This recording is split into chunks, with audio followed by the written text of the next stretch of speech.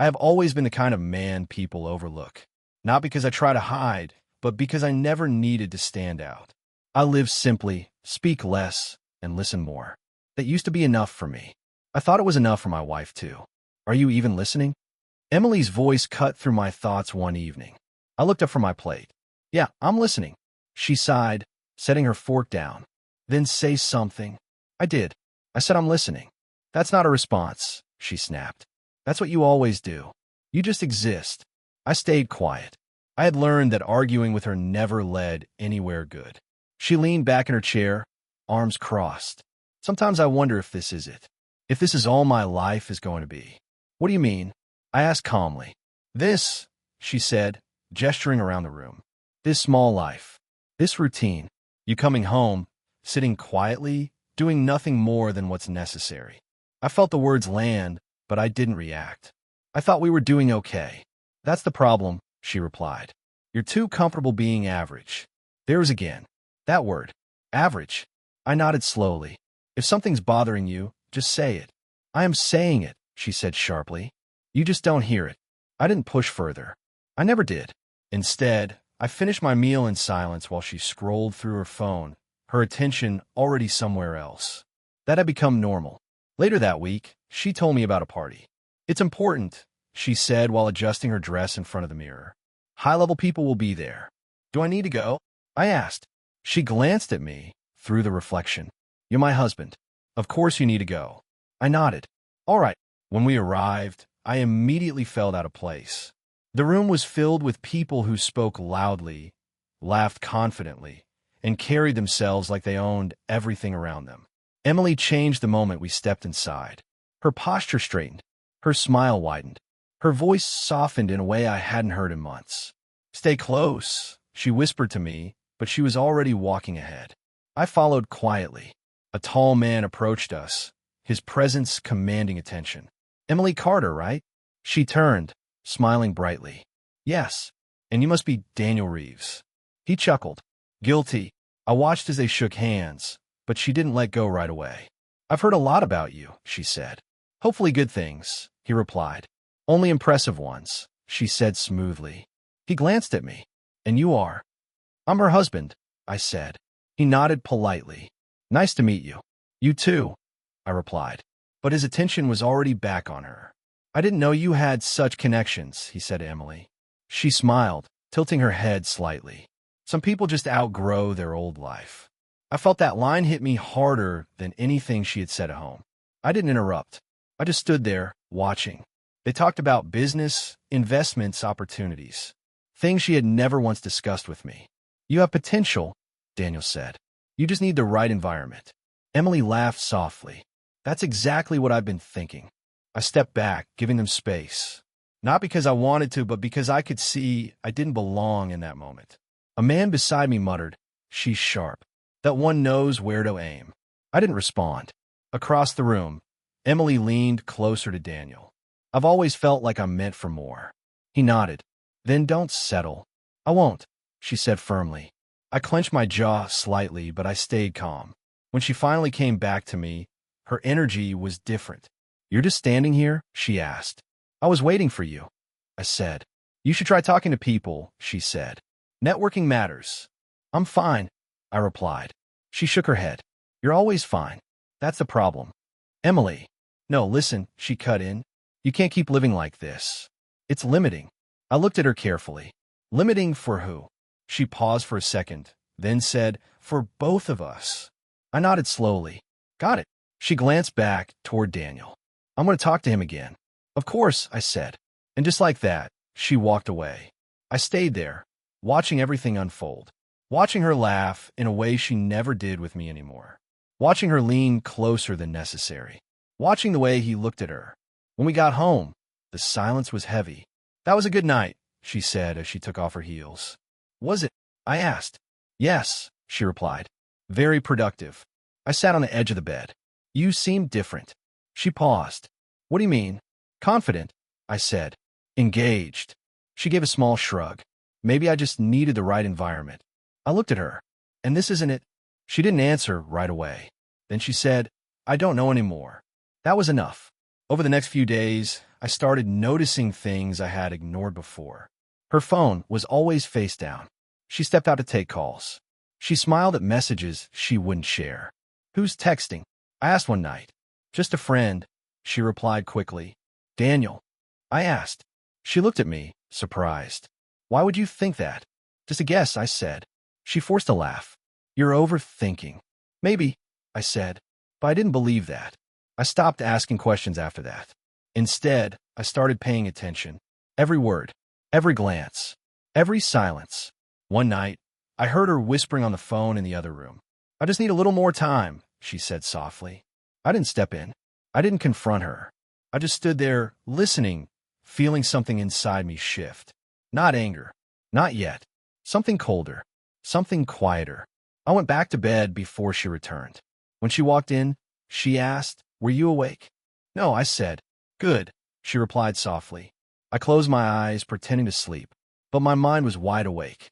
By the end of that week, I realized something I couldn't ignore anymore. This wasn't just distance. This wasn't just dissatisfaction. Something deeper was happening. And whatever it was, I wasn't the man they thought I was anymore. I just hadn't decided what that meant yet. I didn't plan to find out the way I did. I wasn't even looking that night. I just woke up and noticed her side of the bed was empty. I checked the time. 2:17 a.m. I sat up listening. Her voice came faintly from the hallway. "I can't wait much longer," she whispered. "I deserve more than this life." I froze. There was a pause, then a softer tone. "No, he doesn't suspect anything." My chest tightened, but I stayed still. "I know what I'm doing," she continued. "Just give me time." I didn't step out. I didn't interrupt. I just listened. "Once everything is secure, I'll leave," she said. "I promise." That word "leave" echoed in my head. I leaned back slowly, staring at the ceiling. I expected anger. I expected something loud inside me. But nothing came. Just silence. Cold, steady silence. A few minutes later, she walked back into the room. "Were you awake?" she asked quietly. "No," I replied, keeping my voice flat. "Good," she said. I closed my eyes again, but I didn't sleep. The next morning, she acted normal. "Do you want coffee?" she asked. "Sure," I said. She placed a cup in front of me. "You have work today?" "Yeah." She smiled faintly. "Try not to come home too late." I looked at her. "Why?" "Just asking," she said quickly. I nodded. "All right." I didn't confront her. Not then. Instead, I started watching more closely. Her phone was never out of reach. Her messages were constant. Her tone changed when she spoke to me, short, distracted. But when she texted, she smiled. That told me everything. A few days later, I followed her. Not aggressively, not obviously, just enough to confirm what I already knew. She met him at a quiet restaurant. "Daniel." I sat far enough away to avoid attention. I watched her laugh. I watched her lean forward. I watched him touch her hand, and she didn't pull away. "I'm close," she told him. "Just a little more time." "You've been saying that," he replied. "I know," she said. "But things are complicated." "They don't have to be," he said calmly. "Walk away." "I will," she said. "I just need security first." I looked down at the table. Security. That's what this was about. Not love. Not emotion. Calculation. I left before they finished. Not because I couldn't handle it, but because I had seen enough. That should have been the worst part. It wasn't. A week later, I went to my brother Michael's office. I was in the area. I told him. He smiled. "You never come here without a reason." "Maybe I just wanted to see you," I said. He laughed. "You're a terrible liar." I sat down. "How's business?" "Better than ever," he said confidently. "That's good," I replied. He leaned forward. "You should get more involved." "I trust you," I said. "You always do," he replied. There was something in his tone I didn't like. I stood up. "I'll see you later." "Take care," he said. I left, but I didn't go far. I waited. About 30 minutes later, Emily walked into his office. I stayed outside, close enough to hear. "Is he still clueless?" Michael asked. My chest tightened. "Yes," Emily replied. "He has no idea." "Good," Michael said. "We need more time." "I'm running out of patience," she said. "Maybe she deserves better," Michael said calmly. That line hit harder than anything else. Not because of what it meant, but because of who said it. My own brother. "Daniel is pushing," Emily continued. "He wants me to leave." "Then stall him," Michael said. until everything is settled. And after that, she asked. Michael paused. After that, you won't need to worry about him anymore. I stepped back slowly. I didn't want to hear the rest. That moment changed everything. The affair wasn't the real betrayal. This was. I went home and sat in silence. I replayed every conversation in my head. Every moment. Every word. Nothing felt real anymore. But I didn't break. I didn't react. Instead, I opened my laptop. If they were planning something, I needed to understand it. I started with basic financial records, company accounts, property ownership, investment files. At first, everything looked normal. Then I noticed something strange. My name. It kept appearing. On properties, on accounts, on documents I didn't remember signing. That's not possible, I muttered. I opened another file. Same thing. Another one. Again. My name was everywhere, but I had never been involved. I leaned back, confused. Why would they do this? I whispered. I checked older records. Years back. Still the same. It didn't make sense. Unless I was missing something. I picked up my phone and dialed a number I hadn't called in a long time. Mr. Blake, I said when he answered. Good to hear from you, he replied. What can I do for you? I have a question, I said. Go ahead. Why is everything under my name? There was silence. Long, heavy silence. Mr. Blake? I pressed. He exhaled slowly. You were never told? My grip tightened on the phone. Told what? Another pause. This isn't something I can explain casually, he said. Then don't explain it casually, I replied. Just tell me the truth. He hesitated. Where are you right now? At home. Stay there, he said. We need to talk in person. No, I said firmly. You're going to tell me now. He went quiet again. Then he said, Your father made certain decisions before he passed. What kind of decisions? I asked. Important ones, he replied. Stop avoiding the question, I said. I'm not avoiding it, he said. I'm choosing my words carefully. Then choose them faster, I snapped. Another pause. Then finally, everything you're seeing, it's intentional. My heart started beating faster. Intentional how? I asked. It was meant to be yours, he said. I sat there, stunned. All of it? I asked. Yes. I closed my eyes for a second. That doesn't make sense, I said. It will, he replied. But not over the phone. I took a deep breath. Does Michael know?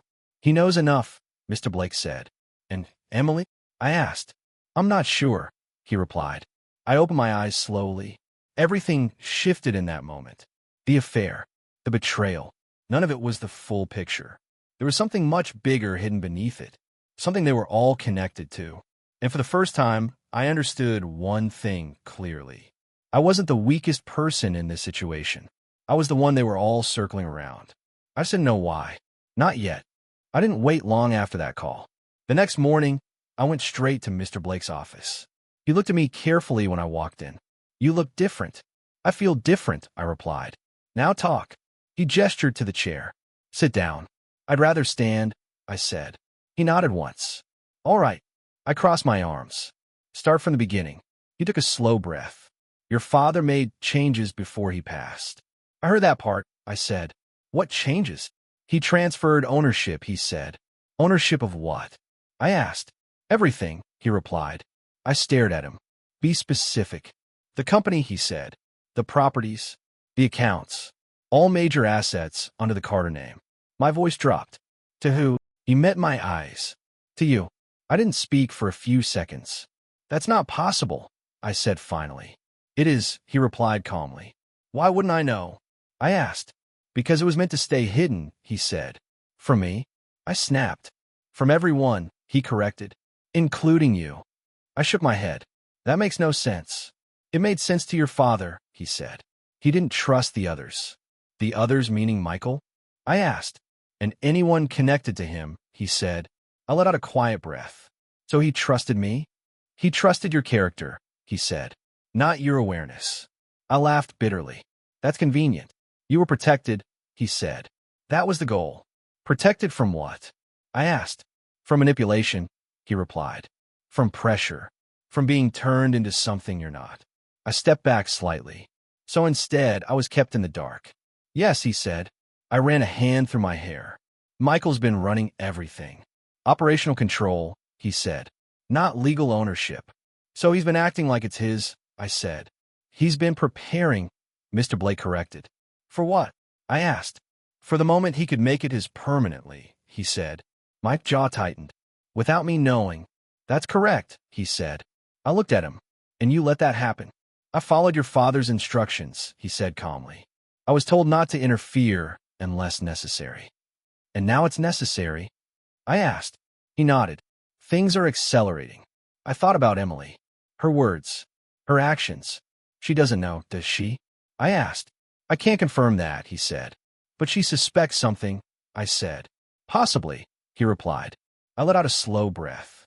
She thinks I'm nothing. He didn't respond. She thinks I'm weak, I continued. Perception is a powerful thing, he said. Yeah, I said. It is. I walked toward the window. Daniel Reeves. Mr. Blake glanced at me. What about him? He's involved, I said. Not directly, but close enough. That complicates things, he said. It already is complicated, I replied. I turned back to him. Does Michael know everything? He suspects, he said. Not the full extent. And that's why he's moving faster, I said. Yes, he replied. I nodded slowly. Everything started aligning. Emily's impatience. Michael's confidence. Daniel's interest. It wasn't random. It was connected. All of it. I've been sitting in the middle of this the whole time, I said quietly. Yes, he replied. And no one thought I'd notice, I added. That was the assumption, he said. I let out a small laugh. They really underestimated me. They misjudged you, he said. Same thing, I replied. I walked back to the desk. What happens if I take control? That depends, he said. On what? I asked. On how you do it, he replied. I could expose everything, I said. You could, he agreed. But that would destroy everything, I added. It would, he said. I thought for a moment. I don't want chaos, I said. Then you need strategy, he replied. I looked at him. Help me understand something. Go ahead, he said. Why now? I asked. Why tell me now? Because the risk has shifted, he said. Explain, I said. If Michael gains full control, your father's plan fails, he said, and you lose everything without even knowing it was yours. I nodded slowly. So this is the last moment I can act. Yes, he said. I took a deep breath. And if I don't, then they win, he replied. I looked down for a second, then back up. I'm not letting that happen, I said. He studied my face. I can see that. I stepped closer.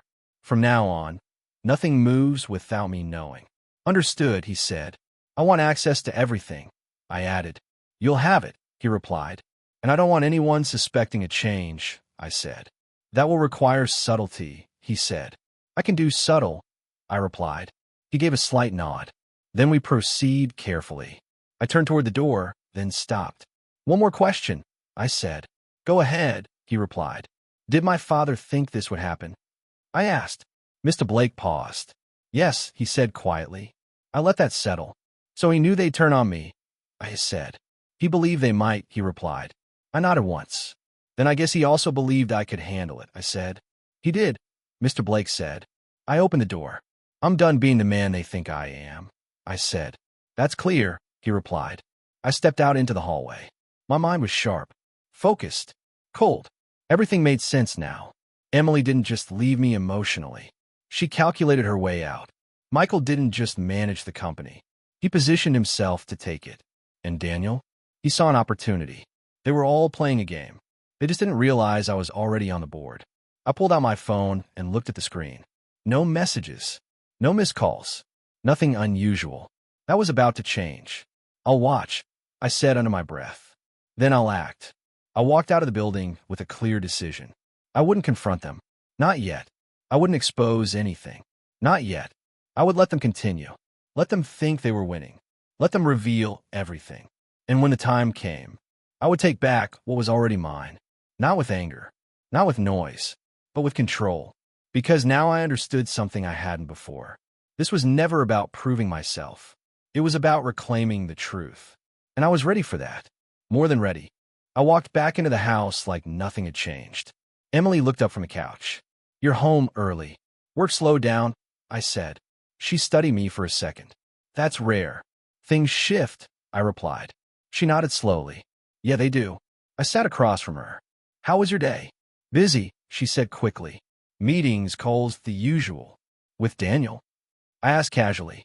Her eyes flickered. Why would you say that? Just a guess, I said. You seem more engaged lately. She forced a small smile. Maybe I'm just trying harder. Good, I said. Effort matters.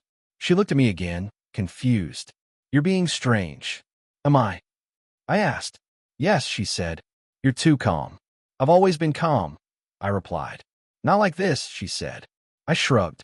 Maybe you're noticing more. She didn't respond. That night, I watched her step out again. I need to take this, she said. Of course, I replied. I waited a few seconds, then followed quietly. You promised I'd have security, she said sharply. Daniel's voice came through faintly. You're only valuable if you bring something to the table. I am bringing something, she snapped. Not yet, he replied. And I'm losing patience. I told you, things are complicated, she said. Then simplify them, he said coldly. There was silence. I'm not risking everything without a guarantee, she said. You don't have leverage, he replied. Not yet. Her voice dropped. I will. Then call me when you do, he said. And the line went dead. I stepped back before she turned around. When she came inside, she looked tense. Everything okay? I asked. Yeah, she said quickly. Just stress. From what? I asked. Life, she replied. I nodded. That makes sense. She narrowed her eyes slightly. You're asking a lot of questions. Just try to understand, I said. There's nothing to understand, she said. All right, I replied. The next morning, I made a call. Mr. Blake, I said. I assume you're ready, he replied. I want certain accounts frozen, I said. Which ones? He asked.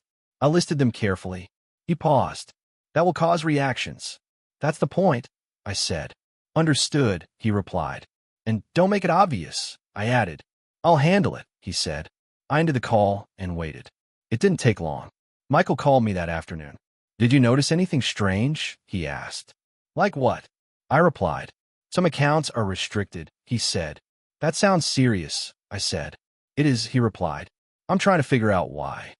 Maybe it's an error, I suggested. We don't make errors like that, he said. I leaned back. You seem stressed. I'm managing, he said. You ever feel like things are slipping out of your control? I asked.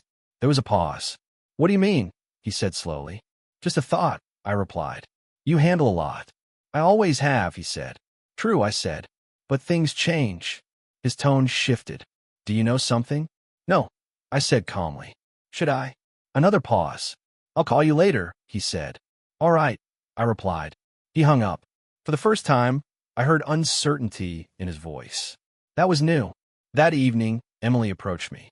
Did you talk to Michael today? She asked. Yeah, I said. What? He mentioned something about accounts, she said. Sound like a business issue, I replied. She watched me closely. You don't seem concerned. Should I be? I asked. I don't know, she said. Maybe. I shrugged.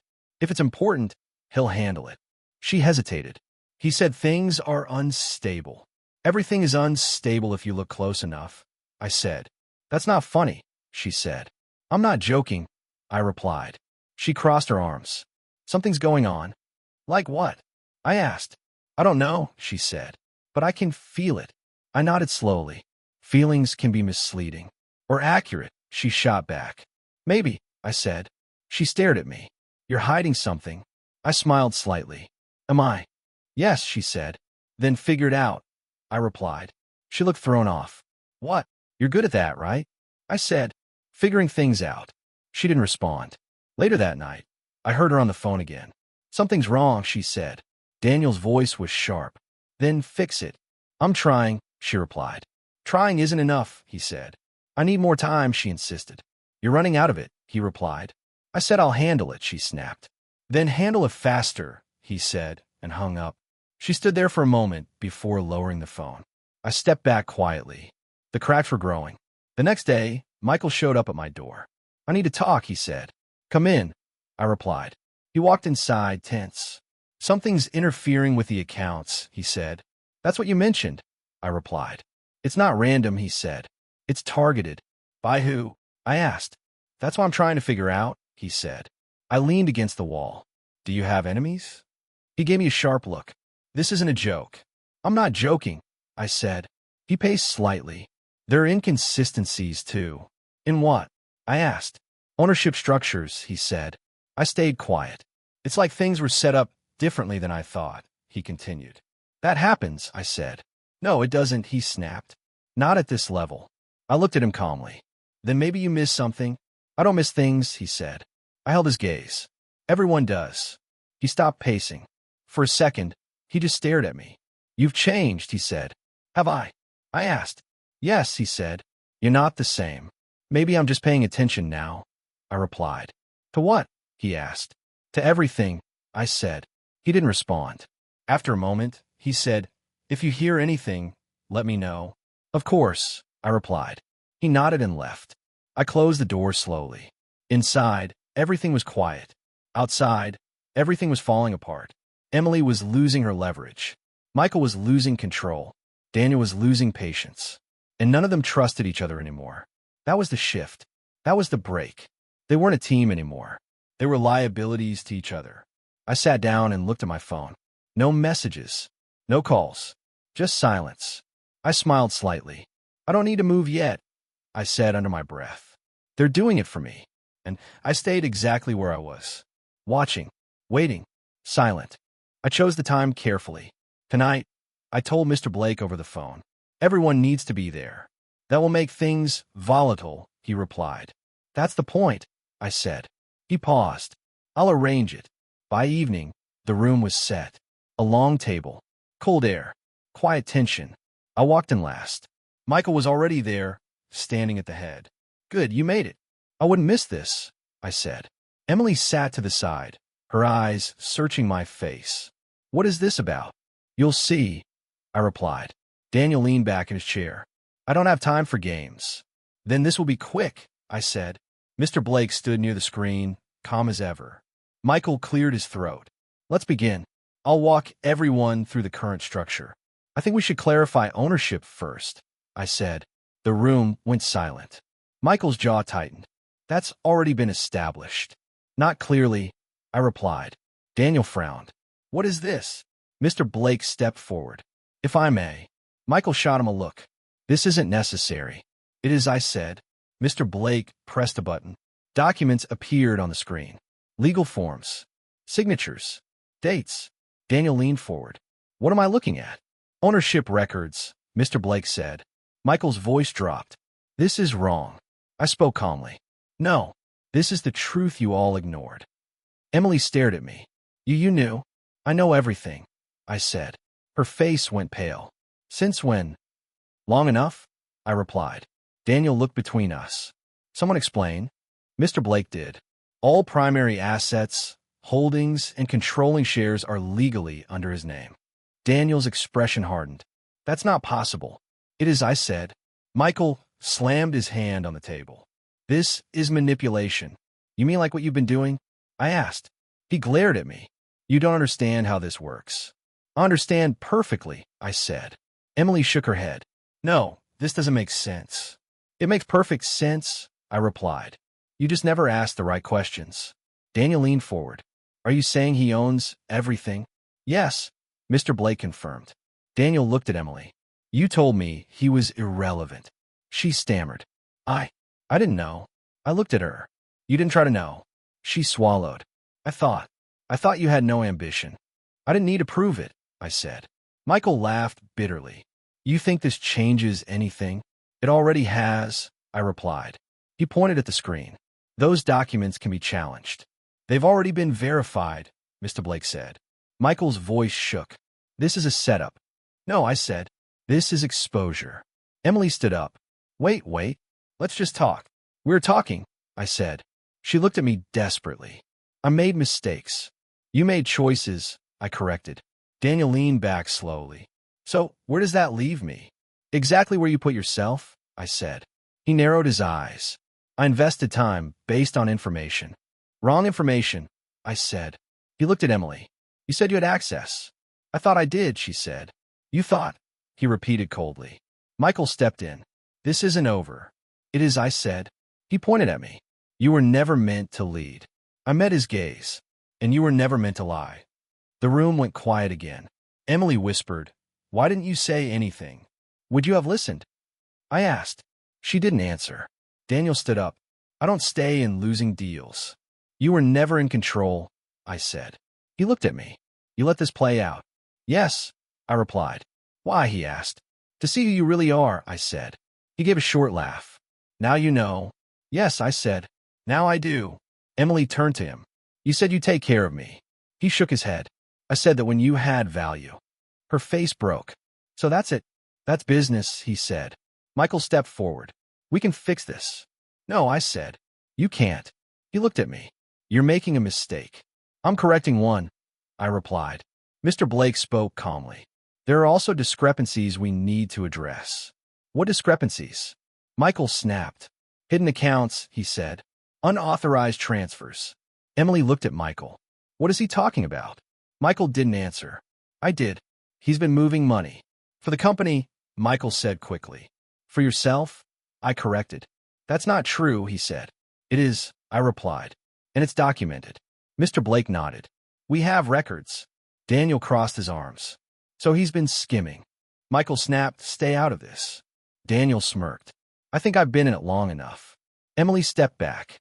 "You both lied." Michael looked at her. "You're not innocent." "I never stole anything," she said. "You manipulated everything," he replied. She turned to me. "I didn't know it was like this." "You didn't care to know," I said. Her voice cracked. "I was trying to survive." "By replacing me," I said. She looked down. Michael exhaled sharply. "This is falling apart." "It already did," I said. Daniel walked toward the door. "I'm done here." "No objections," I said. He stopped. "You played this well." "I didn't play," I replied. "I observed." He nodded once, then left. Emily whispered, "What happens now?" "Now," I said. "Everything is clear." Michael shook his head. "You think this makes you strong?" "I don't need to think," I said. He looked around. "This isn't finished." "It is for me," I replied. Mr. Blake closed the file. "We'll proceed legally from here." Emily sat down slowly. "I didn't expect this." "I know," I said. Michael muttered. "None of us did." I looked at both of them. "You should have," I said quietly. And for the first time, they had nothing left to say. The silence after that night felt heavier than the confrontation itself. I sat alone in my office when my phone rang. "Are you free?" Emily asked. "I am," I replied. "I need to see you," she said. "Come over," I said. When she walked in, she looked different. Not confident, not controlled, just tired. "We need to talk," she said. "We already did," I replied. "No, not like this," she said. I gestured to the chair. "Sit." She sat slowly. "He's gone." "I figured," I said. "He won't answer my calls," she added. "That's expected," I replied. She looked at me. "I made a mistake." I held her gaze. "No, you made a choice." Her eyes filled slightly. "I thought I was choosing a better life." "You chose what looked better," I said. "I didn't know the truth," she whispered. "You didn't want to know?" I replied. She shook her head. "That's not fair." "It's accurate," I said. She leaned forward. "Can we fix this?" I didn't hesitate. "No." Her voice broke. "Just like that." "Yes," I said. "I was your wife," she said. "You were," I replied. She wiped her eyes. "Doesn't that matter?" "It did," I said. "Until it didn't." She looked at me, searching for something. "You've changed." "I've realized," I corrected. "Realized what?" she asked. "That I was never what you thought I was," I said. She stood up slowly. "I don't have anything now." "That's not my responsibility," I said. She nodded faintly. "I see that now." I didn't respond. She walked to the door, then stopped. "If I had known, it wouldn't have mattered," I said. She closed her eyes briefly. "Maybe you're right." Then she left. I didn't feel anger, just clarity. Later that day, I met Michael. He looked worse than I expected. "This didn't have to happen," he said. "It already did," I replied. He ran a hand over his face. "They're investigating everything." "They should," I said. "I did it for the family," he insisted. I looked at him. "You did it for yourself." "That's not true," he snapped. "Then explain the hidden accounts," I said. He hesitated. "I was protecting assets." "From who?" I asked. He didn't answer. I stepped closer. "From me?" He looked away. "That's what I thought," I said. He exhaled. You don't understand the pressure. I understand choices, I replied. I carried everything, he said. You controlled everything, I corrected. He shook his head. And now you think you can handle it. I don't think, I said. I know. He laughed bitterly. You've never led anything. I've been observing everything, I said. That's not the same, he replied. It's better, I said. He stared at me. What happens to me? That depends on the law, I said. You're not going to help, he asked. I already did, I said. When, he demanded. By staying silent long enough for you to reveal everything, I replied. He went quiet. You could have stopped me, he said. I wanted the truth, I said. He nodded slowly. You got it. Yes, I said. He turned away. I never thought it would end like this. I did, I said. He looked back. You did. Yes, I replied. I just didn't know when. He allowed a long breath. I guess this is it. It is, I said. He walked out without another word. I stood there for a moment, then sat down. Everything felt still. No tension, no noise, just space. A few days later, I walked into the main office as the owner. Not acting, not pretending, just present. Mr. Blake greeted me. Everything is in place. Good, I said. The board is ready, he added. Let's begin, I replied. Inside the meeting room, people watched me differently. Not with dismissal, with attention. Before we start, I said, I want to be clear. They stayed silent. I'm not here to prove anything, I continued. I'm here to lead properly. One of them asked, what does that mean for us? It means transparency, I said. No hidden moves. No silent control. Mr. Blake nodded slightly. We build forward, I added. Not backward. Another voice spoke. And your approach? Simple, I said. We focus on what matters. And what's that? Someone asked. I paused briefly. Stability, I said. They nodded. The meeting moved forward smoothly. No resistance. No confusion. Just structure. After it ended, I stood by the window again. The same position. Different perspective. I was never weak, I said quietly. I was just unaware. Mr. Blake stepped beside me.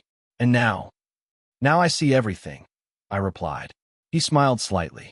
That makes all the difference. It does, I said. He left me alone. I looked out at the city. Everything was still there. But I wasn't the same. I thought about Emily, about Michael, about Daniel. None of them mattered anymore. Not because I hated them, but because they had already lost. I didn't need revenge. I didn't need closure from them. Everything had already collapsed on its own. I took a slow breath. I don't need to hold on to any of it, I said. For the first time in a long time, I felt free. Not because I won, but because I understood. I turned away from the window and walked toward the door. There was nothing behind me worth carrying, and everything ahead of me was finally mine. Not just the company, not just the control, but myself. I didn't just reclaim what was mine. I became someone they could never control again.